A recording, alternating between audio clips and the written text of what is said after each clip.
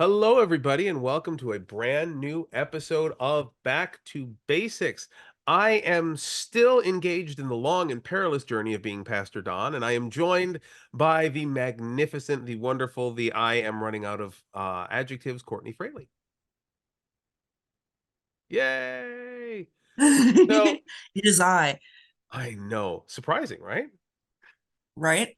So today we are going to be digging into Genesis chapter 47, picking up from where we left off with Joseph and his family now being in Egypt. And where do we end at the end of 46? He brought his family to Egypt.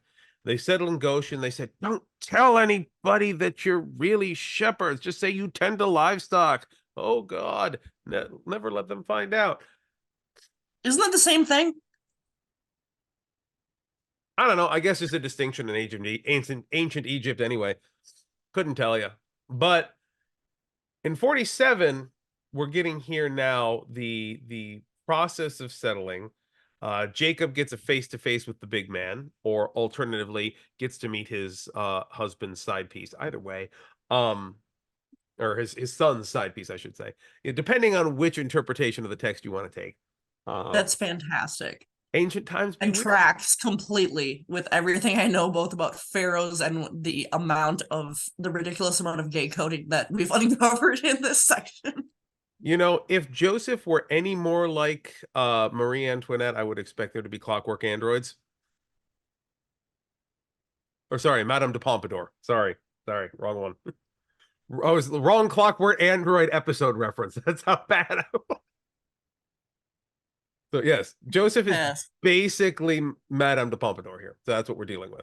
All right, so we're going to pick up from here the arrival, and as I'm going to read from Alter's translation. The rest of you at that are playing the home game, I might recommend reading the NRSVUE. It's online. You can find it Bible Gateway, other places you like.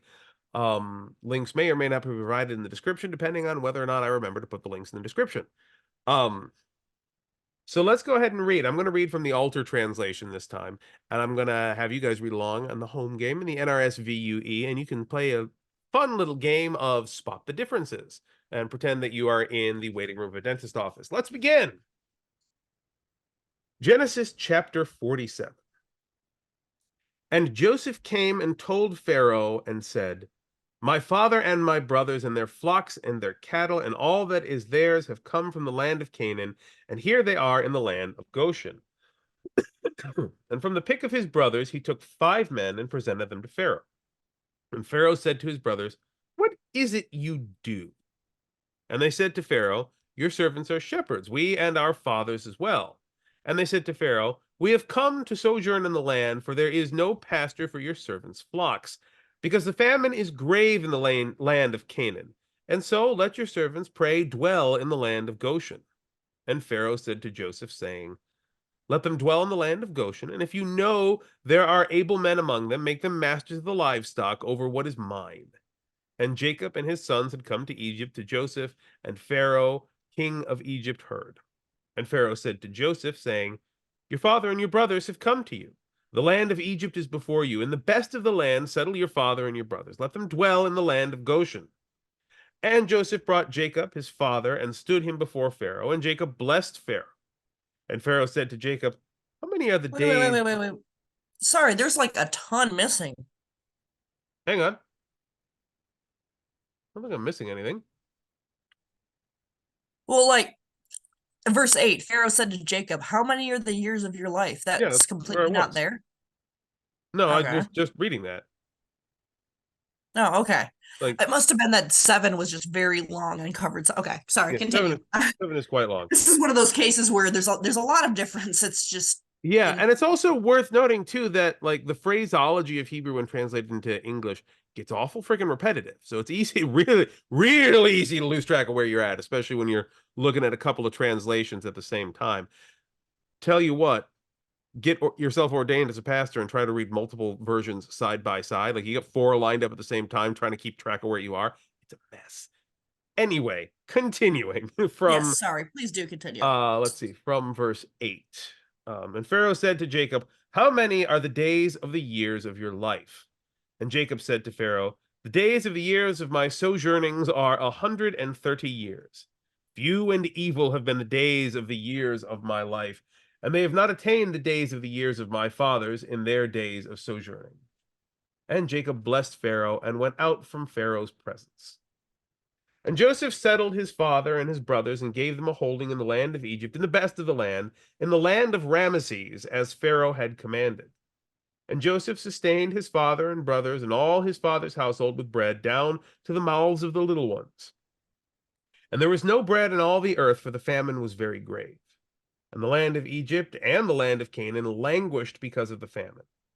And Joseph collected all the silver to be found in the lands of Egypt and in the land of Canaan in return for the provisions they were buying. And Joseph brought the silver to the house of Pharaoh. And the silver of the land of Egypt and of the land of Canaan ran out. And all Egypt came to Joseph, saying, Let us have bread, for why should we die before your eyes? For the silver is gone. And Joseph said, Let me have your livestock, that I may give you in return for your livestock if the silver is gone. And they brought their livestock to Joseph, and he gave them bread in return for the horses, and the stocks of sheep, and the stocks of cattle, and their donkeys. And he carried them forward with bread in return for all their livestock that year. And that year ran out, and they came to him the next year and said, We shall not conceal from my lord that the silver has run out, and the animal stocks are my lord's. Nothing is left for our lord but our carcasses and our farmland. Why should we die before your eyes, both we and our farmland? Take possession of us and our farmland in return for bread, and we with our farmland will be slaves to Pharaoh. And give us seed that we may live and not die, and that farmland not turn to desert. And Joseph took possession of all the farmland of Egypt for Pharaoh, for each Egyptian sold his field, as the famine was harsh upon them, and the land became Pharaoh's. And the people moved town by town from one end of the border of Egypt to the other.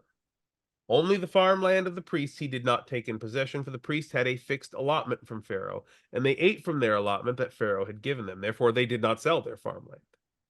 And Joseph said to the people, Look, I have taken possession of you this day, with your farmland for Pharaoh.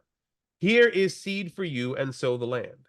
And when the harvest come, you shall give a fifth to Pharaoh, and 4 parts shall be yours for seeding the field and for your food, for those in your households and your little ones to eat.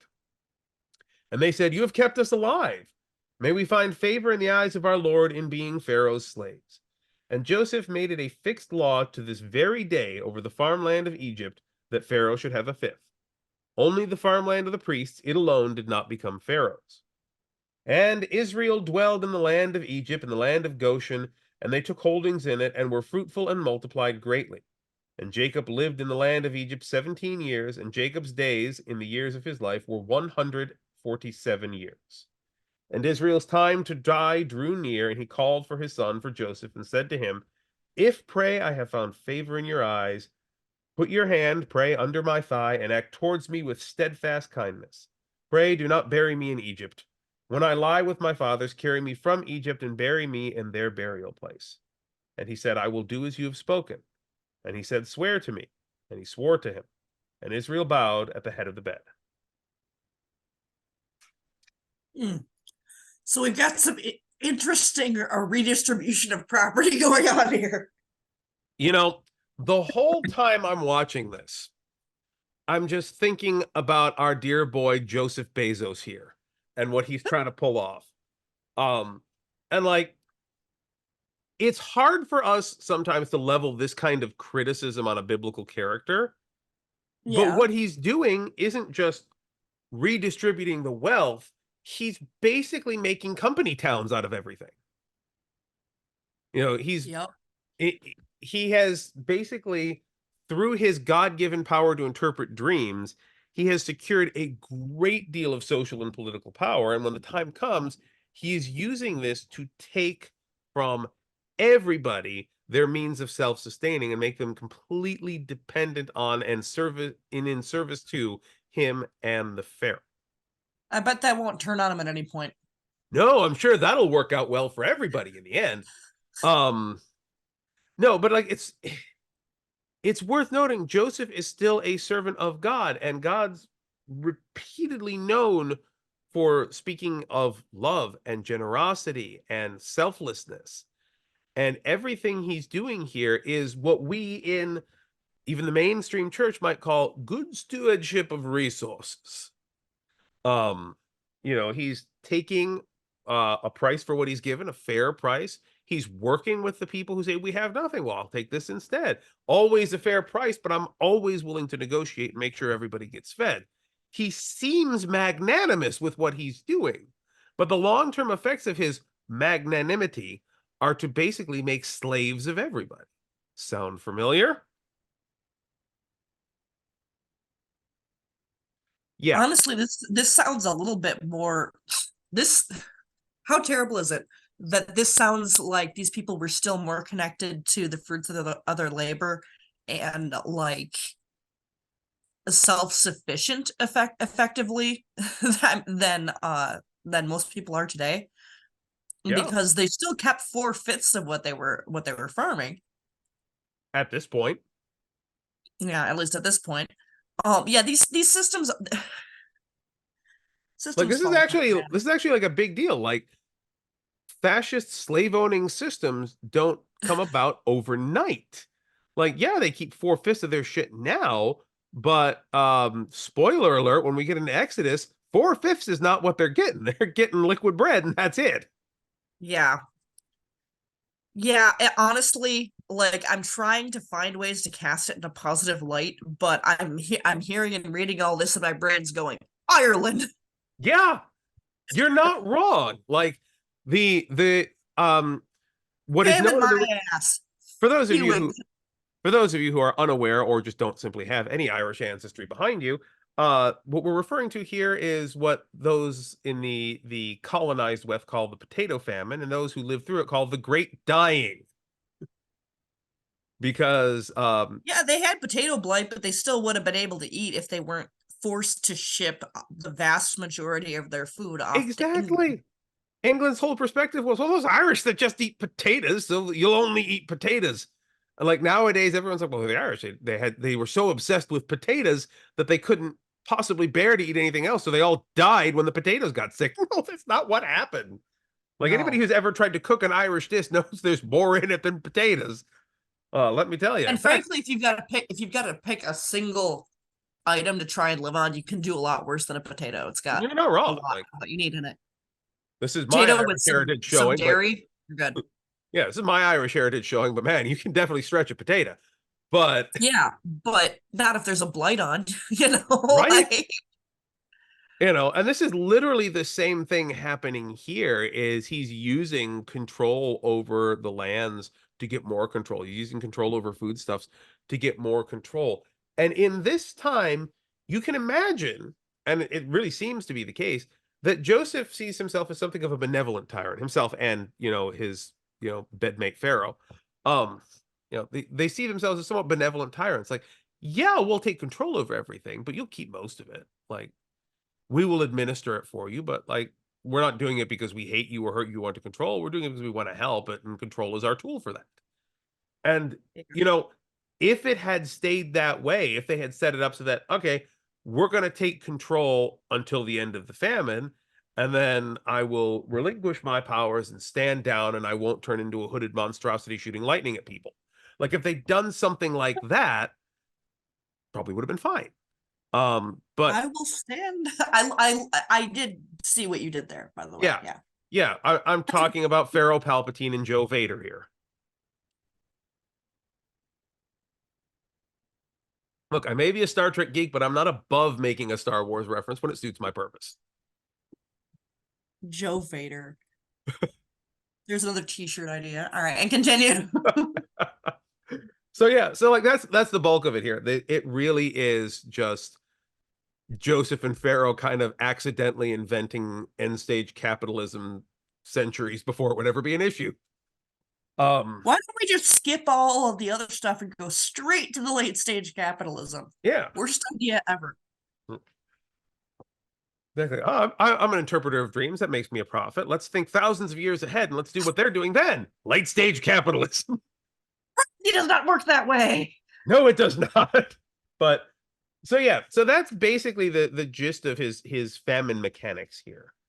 But I think like there's a lot of fun language play and stuff that's happening here, a lot of kind of minor details that are going on as well. Um, one of the things I like, and I'm gonna draw this from Alter's text here as well. If you look at like verse 4, is in the NRSV UE, verse 4 reads, "They said to Pharaoh, 'We have come to reside as aliens in the land, for there's no pasture for your servants' flocks, the famine is severe in the land. Now we ask you, let your servants settle in the land of Goshen.'" The idea between like reside as aliens and settle seems pretty close to synonymous here.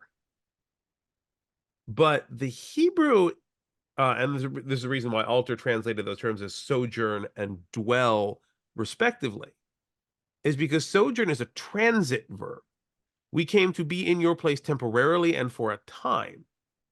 Now, if you cast yourself in the eyes of somebody in their kind of late 70s right now, looking back on America of the 1950s, the idea of reside as an alien may seem a transitory term. But speaking as someone whose entire life is spent residing as an alien, and in a world of late stage capitalism where people go where the work is and try to settle there and live their lives there, reside as an alien is at the very least no longer a transit form, Yeah. at least not necessarily. So, like, there is that kind of wordplay that's happening here. And the same goes again in verse 9, where Jacob starts talking about the days of the years of my sojournings, where he's talking about he's using the term sojournings not just to describe his uh travels from birth to death, basically. Like he's gone through all these different stages. He's been a nomad his entire life. He's not just describing that. He's also being poetic and describing life as a motion of travel from birth to death. Like it's multi-layered poetry that's happening here, and English sucks for that. Yeah. Well, I mean, anything that poetic is unlikely to translate between languages. I mean, not everything is going to be wambulance and what's the Japanese equivalent? QQ something. Yeah, something. Um, not everything's going to translate that perfectly. So, Yeah. And so like a lot of the rest of the verse is basically just that. It's did Jacob legit complain that 130 years was few? yeah, and I can kind of see his point. Well, I guess when you look at the standard. Yeah, At the remember his context. time. Like he is the shortest lived of his line, as will continue to be the case until people are living to their 80s, like, now. That is within the context of the biblical narrative. Like this is Joseph actually, or sorry, not Joseph, Jacob calling to mind, like actually saying the quiet part out loud. Like this has been part of the narration aspect of the Bible, but this is the first time someone's actually come out and said, "No, no, we are all dying younger." Like that's actually a thing that's happening. That's not a translational error. That's legit happening. So, like that is actually kind of an interesting point to that. Ah, Yeah. So, what anything else else have we we? got to tackle in this? I feel like we've kind of No. pieced right through it. Yeah, Is there it's anything else you wanted to cover? Oh, I actually kind of dug that he was like, oh, bury me back home. yeah, That kind of makes sense. yeah. No, it really does, particularly for Jacob and the relationship he had with his family and his reconciliation with Esau early on, and like the relationship he had with his father and stuff like that. And also maybe I don't want my I don't want my bones to be buried here when all of this comes to get paid in a couple more generations. Yeah. There's certainly got to be some foreshadowing there as well. But yeah, so interestingly, it was only 17 years that Jacob was in Egypt before his death came about. Like he was pretty old at the end of the Really story already. relatively short period of time. Yeah. Yeah, like this was really at the end of his life that this all finally came to pass. Which, there's a whole sermon to be had there about the patience necessary to see what needs to happen come to fruition. Like sometimes you don't see that until it's in the rear view mirror. Yeah. Yeah. That pretty much gets us to the end of it then. Anything else you want to All tear right. into? No, I think we're good. I'm getting excited. We're really winding down Genesis here. We got 48, 49, and 50. There are, my friends, And I can promise you this, we're not splitting up any more chapters for the rest of Genesis. So there are No, only we're in the 3 home more stretch. episodes to go before we have completed Genesis. Now, I am not 100% sure about air dates on this one as yet, because we're doing this a little bit out of order. But once we've finished recording for all of our Genesis stuff, we're going to be doing a big live stream event to kick off Exodus 1. And that live streaming event may actually happen before our last Genesis episode is actually aired. I Uh, hadn't thought about that, but yeah, it almost certainly will. yeah, which means that you'll have a chance to get a sneak preview of how insane Exodus is going to be before we even finish getting through all of our Genesis material. Now, I will say for those of you who are the more calm and sedate type who would prefer to listen to the podcast when it's released and don't ever bother with this newfangled YouTube stuff that the youngins are involved with, you may miss the live stream event, but the Exodus 1 live stream will be edited down into a normal length episode and released as well, so you're not going to miss much. But if you do happen to be up with the hip new lingo of the last 20 years and want to join us on YouTube, oh The God, idea I'm that old. someone would be into podcasts but find YouTube too newfangled is bizarre. You That's know, not it's not as bizarre as you think, particularly because churches have been using podcast distribution as a way to get their sermons out for such a long time. So there's a lot really. of, yeah, there's a lot of folks who are acclimated with the idea of podcasting because the churches know how to release on an RSS feed, and that comes up to my phone. I don't have to do anything. So there are a lot of older folk who are more acquainted with podcasting than they are with YouTube. Um, but specifically within I know. Christian environments. I'm not talking about like game streamers or anything like that. You're not finding 70-year-old video game streamers who don't know what YouTube is, but are like living the podcast life. Now I need a 70-year-old like let's play YouTuber in my life. That sounds fantastic. If you want to see an old man play video games online with a live stream, let me direct you to our other program, Pastor Plays, where I occasionally do exactly that. I'm an old. Anyway, You are um, an old. I am very much an old, certified and guaranteed. So, I wouldn't say um, that because I'm older than you. yeah, but you neither look it nor act it, which is really to your benefit. So anyway, for those of you who've listened to us rant for this long, thanks for joining in. Like I said, we've got a live stream event that has probably happened already by the time this has come to pass, but if it has, you can go find it on the YouTube page, wink wink. Also, you can come join us on Discord, which is where all of our conversations and stuff are happening. And we've been talking about this stuff for forever by now. So come join us there. We're an actual honest to God church. We have members, we have like congregational meetings and like leadership teams and votes and an actual honest to God physical church too, which is kind of cool for those of you who happen to live in Japan and want to come join us there. But most importantly, we're a community and we're a community that started online. So wherever you are and whatever you're going through, you can be a part of the community too. You're welcome. We would love to see you be part of the conversation. But if nothing else, thou must be obedient to the whim of Courtney and do Like, share, and subscribe, please. exactly. Oh, and And comment below. yeah. Especially if you're mad at us, like tell us that we're going to hell and that Oh we're yeah, we we're hate all about them rage clicks. like the stuff that we have people tell us we hate the church. Cool. Anyway, Yeah. Oh yeah, we get it. but yeah, You please hate the do. church, you're a cult. Like, come on, we are a denominational Reformed Protestant church, part of the Reformed Church in America. You can't get any more mainstream than that. Yeah. All right. So that being said, y'all have yourselves a wonderful week, and we will see you on the next episode in our countdown to the end of Genesis. Take Heck care, yeah. y'all. Bye. Bye.